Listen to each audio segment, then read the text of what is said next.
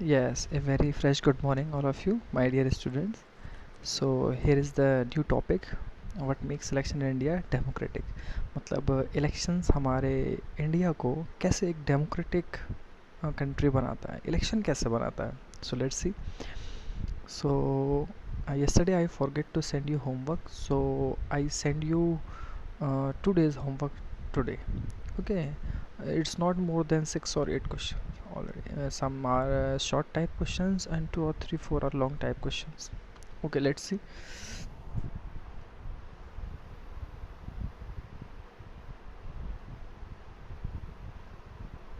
So here are the points.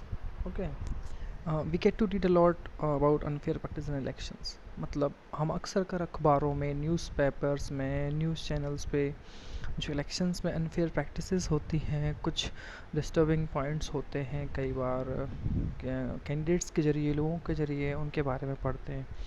Newspapers and television reports often refer to such allegations. जो आपकी newspapers के television की जो reports होती हैं वो हमेशा कुछ इस तरह के एलिगेशंस को, जो आरोप होती हैं, उनको दिखाती हैं. Most of this reports are about the following. और किस चीज़ के बारे में रिपोर्ट्स होती हैं? इंक्लूजन ऑफ फॉल्स नेम्स, कुछ गलत नाम होने की वजह से. Exclusion of genuine names in the voter list में से बहुत से लोगों के नाम हटा दिए, जेन्युइन नेम थे वो भी हटा दिए, कुछ नए नेम ऐड कर दिए. मिसयूज़ ऑफ गवर्नमेंट फैसिलिटीज़, बहुत सारे गवर्नमेंट फैसिलिटीज़ का मिसयूज़ होता है, चाहे वो मनी हो, रिसोर्सेज हों, अदर तरह की किसी भी चीज़ें हों. And officials by the ruling party. और कई बार रूलिंग पार्टी के जो ऑफिशियल्स हैं, अधिकारी हैं, पदाधिकारी हैं, पोस्ट पे बैठे हुए लोग हैं, वो भी उन चीज़ों का बहुत सारा मिसयूज़ करते हैं. एक्सेसिव यूज़ ऑफ मनी, ये तो बहुत इंपॉर्टेंट पॉइंट है हर बार की तरह, कि जो मनी है आप उसको एक्सट्रीमली यूज़ कर रहे होते हैं, एक्सेसिवली, बहुत ज़्यादा, by rich candidates and big party. जो बड़ी बड़ी पार्टी हैं उनको फ़ंड भी बहुत ज़्यादा मिलता है. जो बहुत ही रिच कैंडिडेट होता है वो भी बहुत सारा कैंपेनिंग से लेके अदर तरीक़ों से मिसयूज़ करने का कोशिश करता है, इन्फ्लुएंस करने की कोशिश करता है with the help of their money power. And the last, intimidation of voters, उनको डिस्टर्ब करना, और rigging on the polling day. मतलब थोड़ा गड़बड़ी करना, डिस्टर्बेंस करना, रिगिंग मतलब इफ़ेक्ट को मतलब इस तरह इफ़ेक्ट करना कि आपने पोलिंग बूथ पे कुछ गड़बड़ की है, जाके पोलिंग डे पे आपने कुछ वहाँ हंगामा किया है, डिस्टर्बेंस क्रिएट किया है. These are the things. Okay, so but after all that, yes, this is happen in every democratic country. In such a rare case, we saw the example of western countries, or in Japan, or in Singapore. They are highly educated countries. People are more aware there. So there are rarely we rarely heard about the type of news and the misuse of powers and officials like in our country India. So go to the next point.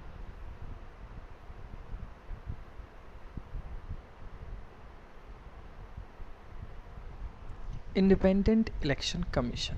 ये हमारे लिए बहुत ही खुशी की बात है कि India में, in our country, we have independent election commission, ECI, Election Commission of India. The head who constitute elections, regulate the norms, regulate the rules, and other officials regarding elections, और वो इंडिपेंडेंट है. ये बहुत अच्छी बात है हमारे लिए, क्योंकि अगर मान लीजिए कि इलेक्शन कमीशन किसी प्रेशर में, गवर्नमेंट ऑफिशियल्स में, किसी बड़ी पार्टी का इन्फ्लुएंस से वर्क करता, तो फिर वो डेमोक्रेटिक कैसे रहता है हमारा कंट्री. तब तो जो लोग मनी पावर वाले हैं, मसल पावर्स वाले हैं, वो आसानी से इलेक्शन जीत जाते हैं. इसलिए हमारा इंडिपेंडेंट इलेक्शन कमीशन है. Let's C. One simple way of checking whether elections are fair or not, to look at who conduct the elections. अगर आपको कभी भी ये देखना है कि इलेक्शंस फेयर हुए या नहीं हुए, सबसे सरल रास्ता ये है कि इलेक्शन करवा कौन रहा है. Who conduct the elections? Are they independent of the government? क्या वो इंडिपेंडेंट है या फिर वो गवर्नमेंट के लोग हैं? लेकिन गवर्नमेंट तो नहीं है. इलेक्शंस तो इलेक्शन कमीशन करवाता है इंडिया में. और can the government of the ruling party influence और प्रेशराइज देम? अगर ऑफिशियल्स हैं या इंडिपेंडेंट हैं तो कहीं ऐसा तो नहीं कि रूलिंग पार्टी है, बड़ी पार्टियां हैं, बड़े पॉलिटिकल पावरफुल लोग हैं, वो प्रेशराइज कर रहे हैं उनको किसी भी तरह से लिस्ट को लेके, अधिकारियों की ड्यूटियों को लेके, काउंटिंग को लेके, many the reasons. Do they have enough power to have able to conduct free and fair elections? क्या इलेक्शन कमीशन के पास इतनी पूरी पावर है कि वो फ्री एंड फेयर इलेक्शंस को कंडक्ट करवा रही है?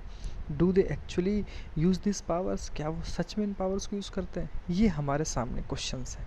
इन क्वेश्चंस के जरिए आप समझ सकते हैं कि किसी कंट्री में कोई इलेक्शन कमीशन इंडिपेंडेंट है या नहीं, या इन क्वेश्चंस के जवाब या आंसर्स हैं। If you get in positive way, you can easily understand. Yes, in a such country, election commission makes the system more democratic by the elections. Okay, so let's see to the next paragraph. An answer to all these questions is quite positive for our country. In our country, elections are conducted by an independent and very powerful election commission. इन सब बातों के, अगर इन questions के आपको जवाब चाहिए जो कभी लास्ट आपने देखे लास्ट पैराग्राफ में, तो कह सकते हैं यस, क्योंकि हमारे यहाँ इलेक्शंस करवाने के लिए एक पूरी एक बॉडी है और वो बहुत पावरफुल है, इलेक्शन कमीशन। और वो पावरफुल क्यों है वो हम ज़रा नेक्स्ट पैराग्राफ में देखेंगे। To enjoy the same kind of independence, वो इसी तरह से हमारे यहाँ आज़ाद है, इंडिपेंडेंट है,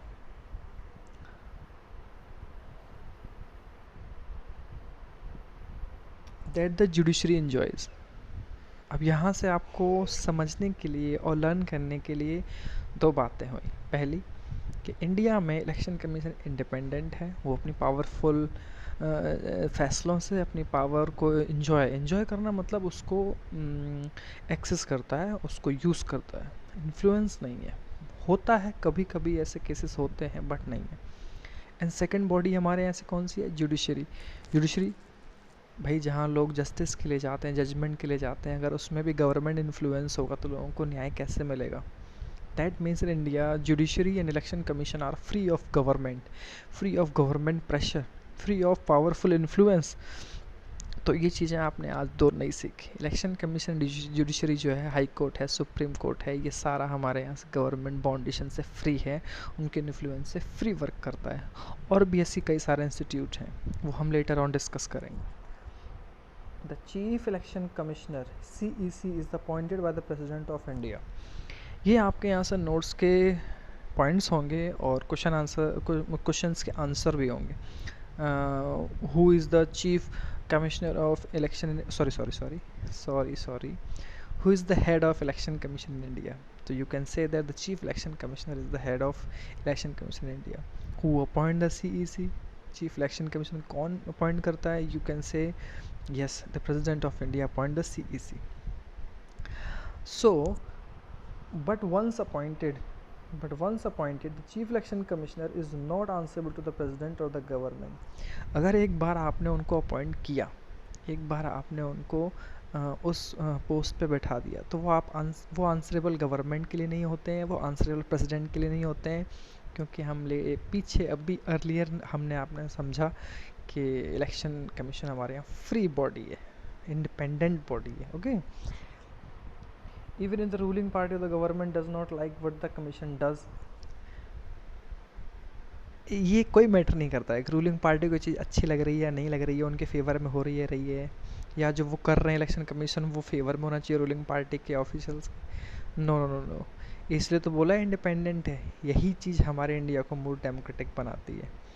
it is virtually impossible for it to remove the CEC, और किसी के लिए भी बहुत हार्ड है कि वो किसी भी तरह से CEC जो चीफ इलेक्शन कमिश्नर है उनको रिमूव करे। It is not possible in India. Very few election commission in the world have such wide ranging power on the election commission of India. देखिए कितनी पावरफुल स्टेटमेंट है हमारे India के लिए कि जो इस तरह की पावर्स इलेक्शन कमिश्नर को मिली हैं इंडिया में, ऐसी कम ही देखने को वर्ल्ड में मिलती हैं। यानी कि कम ही है, दैट मीन्स ऐसा नहीं बहुत कम है, but according to scenario in the world, अगर आप देखें वहाँ डेमोक्रेसी न होने के बाद भी आई वॉज रॉन्ग। डेमोक्रेसी होने के बाद भी वहाँ चीज़ें पावरफुल नहीं हैं। कई जगह मिलिट्री रूल है, कई जगह कम्युनिस्ट हैं, कई जगह ऑटोक्रेटिक है, और कई जगह मिक्स्ड है, बट फिर भी फुली डेमोक्रेटिक नहीं इंडिया की तरह। तो कुछ चीज़ें हैं जो पावरफुल बनाती हैं, वो क्या है? Let's see, these are the powers. In the blue dots you see the points of election commissioner in India. What has the power? What are the use of their powers during the elections? Elections Commission takes decision on every aspect of conduct and control elections, from the announcement of election of the declaration of results. जब जो भी code of conduct होता है, कल आपको समझाया गया, वो उसे लागू करना, कंट्रोल करना इलेक्शंस को, डे बाय डे किस अनाउंस करना कि अब इस टाइम पे इस फेस में इस जगह इलेक्शंस होंगे, ये सारी चीज़ें अनाउंसमेंट करना और डिक्लेरेशन रिजल्ट का, ये सारा काम हमारी इंडिपेंडेंट बॉडी इलेक्शन कमीशन करती है. Second point, implement the code of conduct. पहले ही बताया, आचार संहिता बोलते हैं इसको हिंदी में. कोड ऑफ कंडक्ट लागू करती है और किसी भी किसी भी कैंडिडेट को पनिश करती है अगर वो इसके रूल्स के खिलाफ जाता है. जैसे पैसे बांटना, लोगों को इन्फ्लुएंस करना पैसे के ज़रिए, योजनाओं के ज़रिए, आप कुछ ऐसा प्लान लेके आए या फिर कोई नई स्कीम के ज़रिए, ये सब अलाउड नहीं है. इलेक्शन कमीशन चाहे तो उसका जो नॉमिनेशन है वो कैंसिल कर सकती है. These are the powers. Third, during the election period the election commission can order the government to follow some guidelines. Election commission government को कहता है कि वो उनकी गाइडलाइंस को फॉलो करें. आप नई चीज़ों को ला नहीं सकते, आप गवर्नमेंट ऑफिशियल्स को यूज़ नहीं कर सकते, जिलाधिकारी से लेकर पुलिस को यूज़ नहीं कर सकते, किसी भी चीज़ को यूज़ नहीं कर सकते. बहुत भारी भरकम खर्चा भी होता है हमारे यहाँ इस चीज़ के लिए. To prevent use and misuse of governmental power to enhance its chances to win elections or to transfer some government officials. ये जो पॉइंट है ना, ये पॉइंट बहुत इंपॉर्टेंट है कि जो गवर्नमेंट में लोग हैं वो कहीं अपनी गवर्नमेंट पावर को यूज़ तो नहीं कर रहे हैं, अपने इलेक्शन को विन करने के चांसेस को तो नहीं बढ़ा रहे हैं, अपने मनपसंद अधिकारियों को अपनी जगह तो नहीं लगा रहे हैं ताकि वो उनके फेवर में वर्क करें. ये बहुत सारी चीज़ें होती हैं छोटी छोटी. तो किसकी ड्यूटी कहाँ होती है, बहुत सारे लोगों को इससे अनदेखी की जाती है, मतलब नहीं बताया जाता. वो इलेक्शन कमीशन ही तय करता है. When on election duty, government officers work under the control of election commission, not the government. ये बहुत इंपॉर्टेंट पॉइंट है कि जब इलेक्शन में ड्यूटी होती है तो जो गवर्नमेंट ऑफिसर होते हैं, चाहे वो मेडिकल विभाग के लोग हों, medical department, education department, whatever they are only under the control of election commission, not the government. वो गवर्नमेंट के अंडर काम नहीं कर रहे होते हैं. इलेक्शन कमीशन जैसे चाहे उनको इंस्ट्रक्ट कर सकता है, उनको फॉलो करना पड़ेगा. ओके, ये छोटा सा एक ब्रीफ दिया है कि 15 ईयर्स के गैप में, लास्ट 15 ईयर्स की अगर बात हो तो इलेक्शन कमीशन ने अपने सारी पावर्स को यूज़ किया है. इसमें लिखा है वेरी कॉमन, और जो गवर्नमेंट आई हैं उन्होंने भी उस चीज़ को माना है, और उनके जो एडमिनिस्ट्रेशन में लोग हैं उन्होंने भी इस चीज़ को माना है. जब भी कोई ओपिनियन आता है पोल्स का, कौन हारा कौन जीता, तो जो इन्फ्लुएंस होता है, मतलब पार्टीज़ का, कैंडिडेट्स का, उससे दूरी रखती है इलेक्शन कमीशन. वो क्योंकि उसका काम सिर्फ इलेक्शन करवाना है, इलेक्शन के सारे रिजल्ट से लेके अनाउंसमेंट सारी चीज़ें. वो गवर्नमेंट के ऑफिसर्स में कभी भी दखल नहीं देती है. उस टाइम गवर्नमेंट को भी इलेक्शन कमीशन की चीज़ों को फॉलो करना होता है. तो ये फैसला कि ये फेयर इलेक्शन हुआ है नहीं हुआ है, फेयर रिज़ल्ट आया नहीं आया है, ये काम भी इलेक्शन कमीशन के ही अंतर्गत है. इलेक्शन कमीशन इस चीज़ को बहुत अच्छे से फॉलो करता है, फॉलो करवाता भी है. अगर इलेक्शन कमीशन को लगता है, इसमें लिखा है यहाँ पे कि अगर उसे लगता है कि यहाँ रीपोल करवाना है, यहाँ पे कुछ डिस्टर्बेंस हुई है, तो इलेक्शन कमीशन हमेशा ये कोशिश करता है कि उसको रीपोल अच्छे से किया जाए. वो रूलिंग पार्टी के अकॉर्डिंग वहाँ किसी भी फैसले को नहीं मानता है. वो खुद चेक करता है कि यहाँ पे कुछ गड़बड़ी हुई है, रिगिंग हुआ है, कुछ डिस्टर्बेंस क्रिएट हुई है या नहीं हुई.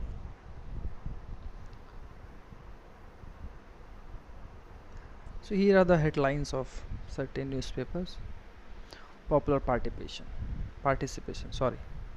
मतलब इसमें ये दिखाया है कि लोग किस तरह से इलेक्शन में पॉपुलैरिटी से, मतलब गैदरिंग करके हिस्सा ले रहे हैं, पार्टिसिपेट कर रहे हैं, और इसमें कुछ ग्राफ्स दिए हैं। ये बहुत इजी टॉपिक है समझने के लिए। सिर्फ इसमें यह दिखाया है कि लोग किस तरह से बहुत अच्छे से पार्टिसिपेट कर रहे हैं इलेक्शंस में, चाहे वो अमीर है, गरीब है, शेड्यूल कास्ट है, अपर कास्ट है, नो मैटर। इंडिया का ग्राफ अलग है और डेवलप्ड कंट्री का अलग है। तो आप ज़रा देखें तो उसको, voter turn out in India and UK. ये यूके यानी यूनाइटेड किंगडम, इंग्लैंड का और इंडिया का एक मैप ग्राफ दिया हुआ है। इसमें आप देखें, जो यूके का है वो पिंक कलर का है, इंडिया का ब्लू कलर का है। तो आप देखेंगे 1991 से 2005 तक ये यूके का ग्राफ है, pink colour, and blue is, sky blue is India का ग्राफ है। तो आप देखेंगे कि इसमें ये वोटर टर्नआउट है, ये परसेंटेज है वर्टिकल ऑर्डर में। हॉरिजॉन्टल में ये ईयर्स दिए हुए हैं। तो आप देखेंगे कि ब्रिटेन में 78% 61% तक हुआ है, यानी पॉपुलैरिटी वहाँ कुछ लॉस हुई है। इंडिया में 56%, 58, 60, 59, 58 कुछ इस तरह से, यानी कि बढ़ जाती है, कांस्टेंट रहती है, लेकिन कम नहीं हो रही है। Okay, so this is graph, comparison graph between England and India. Both are democratic country. Voter turnout in India and US by social groups. ये यूएस और इंडिया का है। इसमें आप देखें वोटर टर्नआउट ये परसेंटेज में है, ये कास्ट वाइज दिया, ये इंडिया का है, और इधर ये यूएस का है। इधर आप देखें वेट, ब्लैक और हिस्पैनिक लोग हैं, 3 तरह की कम्युनिटीज़ के लोग रहते हैं वहाँ यूएस में। तो इंडिया में और अमेरिका में जस्ट अपोजिट रिलेशन है। मैं एक चीज़ और बता दूँ, इन ग्राफ्स के ज़रिए ही यहाँ पे जो ये पॉइंट्स हैं, ये सारे पॉइंट्स हैं, यहाँ पे उनको एक्सप्लेन किया गया है। जो मैं समझा रहा हूँ आपको, जो मैं एक्सप्लेन कर रहा हूँ, वही उन चीज़ों को उसमें समझाया गया है एग्जाम्पल के तौर पे। तो आप एक बार उसको रीड कर सकते हैं। इंडिया में आप देखें अपर कास्ट का जो परसेंटेज है 56 है, फिर ओबीसी का 58 है, एससी का 60 है, एसटी का 61 है। यानी कि इंडिया में जो वीकर सेक्शंस है वो बढ़ चढ़ के हिस्सा लेता है, पॉपुलैरिटी गेन ज़्यादा कर रहा है, इलेक्शंस को पार्टिसिपेट करने में, वोट डालने में बहुत जागरूक है। वो समझता है कि वो गवर्नमेंट को इन्फ्लुएंस कर सकता है, वो पॉलिसीज़ में बदलाव ला सकता है। और आप देखते भी हैं कई बार हमारे यहाँ इस तरह के मास मूवमेंट होते हैं। अमेरिका में जस्ट अपोजिट है। अमेरिका में वाइट लोगों का परसेंटेज काफ़ी ज़्यादा है जो वहाँ पे संपन्न है, और जो ब्लैक और हिस्पैनिक लोग हैं, जो ब्लैक और हिस्पैनिक वहाँ पे वीक समझे जाते हैं, वीकर सेक्शन के समझे जाते हैं, गरीब भी समझे जाते हैं, वो वहाँ पे कम इंटरेस्ट ले रहे हैं। इंडिया के जस्ट अपोजिट वहाँ पे हालात हैं, जबकि यूएस एक पावरफुल डेमोक्रेटिक कंट्री है। ये सोर्स जो ये बातें कहाँ से कही जाती हैं, आप भी जब कहीं से कोई न्यूज़ देखें उसका सोर्स ज़रूर देखें, वो सोर्स कहाँ से लिया गया। हर एनसीईआरटी की बुक्स में ये सबसे अच्छी स्पेशलिटी होती है कि वो सोर्स देते हैं, कि वो सोर्स लिया कहाँ से गया। आप चाहें तो ये फिगर जाके गूगल पर सर्च कर सकते हैं, आपको मिल जाएगा। लेटेस्ट ये स्टडी 2004 की है, आप रिसेंटली भी कोई डेटा सर्च कर सकते हैं।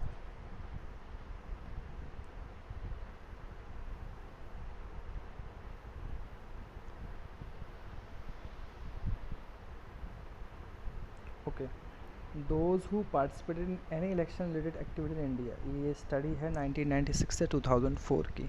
तो आप देखें हमारे यहाँ 1996 से जो परसेंटेज है वो 1998 2004 तक 32% तक गेन हुआ है। 4 इंटू मल्टीप्लाई, 4 गुना ज़्यादा हमारे यहाँ।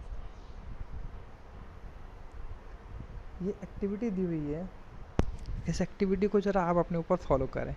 आपके यहाँ कितने लोग वोटर हैं, कितने नहीं हैं, उनसे पूछें, उनसे इंटरेस्टिंगली सारे क्वेश्चन करें कि उन्होंने किसी स्टेट असेंबली में या लोकसभा पोल में वोट डाला है कि नहीं डाला है, दिया है तो किसको दिया है, क्या देख के दिया है, क्यों दिया है। और जो ये मीटिंग्स वगैरह होती हैं, कई बार ये रैलीज़ होती हैं, क्या उन्होंने अटेंड की है, क्यों की है, क्या लगता है, वो सब आप प्लीज़ पूछिए।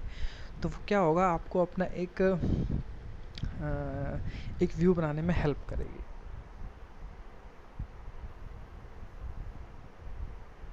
You think your voter makes a difference, what do you think, मतलब कि आपको लगता है कि वोटर एक डिफरेंस ला सकता है। तो ये इलेक्शन कमीशन का स्टडी है 2004 की, CSDS एक संस्था है उसने की है। तो 67% लोगों ने कहा है यस, इफ़ेक्ट पड़ता है, उनका वोट उन्हें असर डाल सकता है। 67% लोगों ने कहा, सिर्फ 18% ने कहा कि वोट असर नहीं डालता है, और डोंट नो यानी कि उनको नहीं पता है कि वो असर डाल सकते हैं इलेक्शंस में अपने वोट के ज़रिए या नहीं। तो ज़रा आप भी इस चीज़ को अपने घर पे एक बार डिस्कस करें। ये बहुत ही मतलब इम्पोर्टेंट टॉपिक भी है, और ये पॉलिटिकली सिविक्स की भाषा में, सिविक्स की लैंग्वेज में, ये आपके इलेक्शन कमीशन को, ये आपके डेमोक्रेटिक सिस्टम को और भी फेयर एंड फ्री बनाती है। आप अपने घर पे उस चीज़ के बारे में एक बार ज़रूर डिस्कस करें। सो एक्सेप्टेंस ऑफ इलेक्शन आउटकम, मतलब ये एक्सेप्ट करना कि जो भी चुनाव में लोगों ने डिसीज़न दिया है, किसको रूलिंग पार्टी के लिए उन्होंने चूज़ किया है, किसको अपोजिशन में उन्होंने सिट किया है, इस चीज़ को एक्सेप्ट करना। कई बार लोग इसको एक्सेप्ट नहीं करते हैं, बट ज़्यादातर एक्सेप्ट कर भी लेते हैं। ऐसे बहुत सारे सिनेरियो हैं।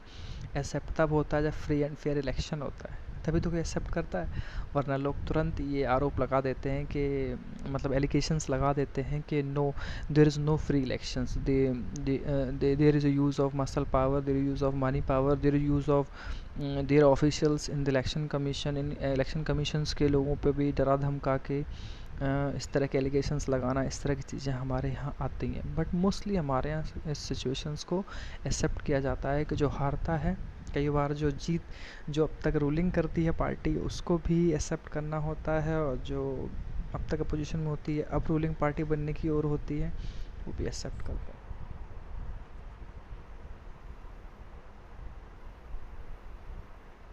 इसमें लिखा है ना, प्रेस कॉन्फ्रेंस हो रही है, ये कहने की क्या ज़रूरत थी कि हमने अपने योग्य जीतने वाले रिश्तेदारों को ही टिकट दिया, यानी कि रिश्तेदार की बात आ गई, वो भाई भतीजा बात, किनशिप। पॉलिटी में आप देखते हैं बहुत सारे लोगों ने इस तरह के एम्पायर खड़े किए हैं, अपने ही घर के लोगों को सिर्फ आगे बढ़ाना, और जो कई तरह के यंग लीडर्स और लोग होते हैं उनको आगे ना बढ़ने देना।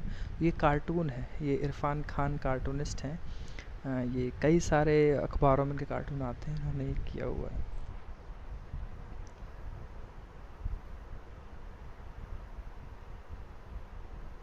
एंड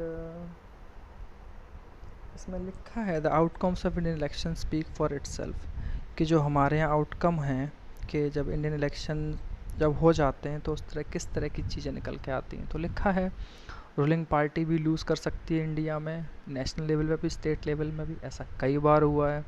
इनफैक्ट 2 से 3 इलेक्शंस में ऐसा हुआ है कि लास्ट 15 ईयर्स में कि जो रूलिंग पार्टी है उसने अपने सीट्स को और उसने अपनी पोजीशन को खोया है, लॉस्ट किया है।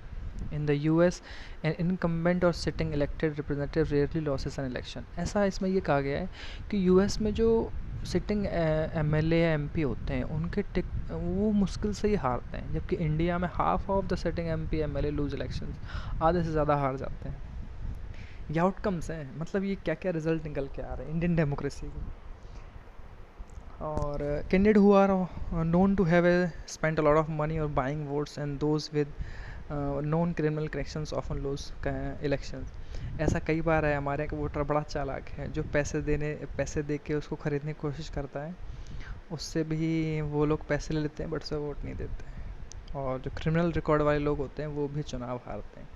ऐसा नहीं है कि वो ही चुनाव जीतते रहेंगे, फिर तो फेयर नहीं हो पाएगा ना। Bearing few disputed elections, electoral outcomes are usually accepted the people's verdict by the defeated party। जो पार्टी हारती है वो पीपल के इस वर्डिक्ट को, इस फैसले को वाइडली एक्सेप्ट करते हैं, कभी कोई विरोध नहीं होता। आप लोगों के खिलाफ थोड़ी जा सकते हैं, आप लोगों को गाली देंगे, लोगों को गलत कहेंगे तो लोग तो आपको आपकी पार्टी से किनारा करेंगे, आपके कैंडिडेट से किनारा करेंगे। This is the power of democracy. इसमें एक लास्ट टॉपिक है challenges to free and fair elections. I think इसको हम नेक्स्ट डे डिस्कस करेंगे, और नेक्स्ट क्लास में हम इस पूरे चैप्टर को फिनिश भी करेंगे। आई होप आपको बहुत अच्छे से चीज़ें समझ में आई होंगी, और जो चीज़ समझ में नहीं आती है तो आप प्लीज़ उसको पूछा करें। होमवर्क मुझे डेली का डेली चाहिए, और लास्ट 2 डेज़ का होमवर्क, आज का और कल का, मैं आज भेजूँगा। Thank you class, have a nice day.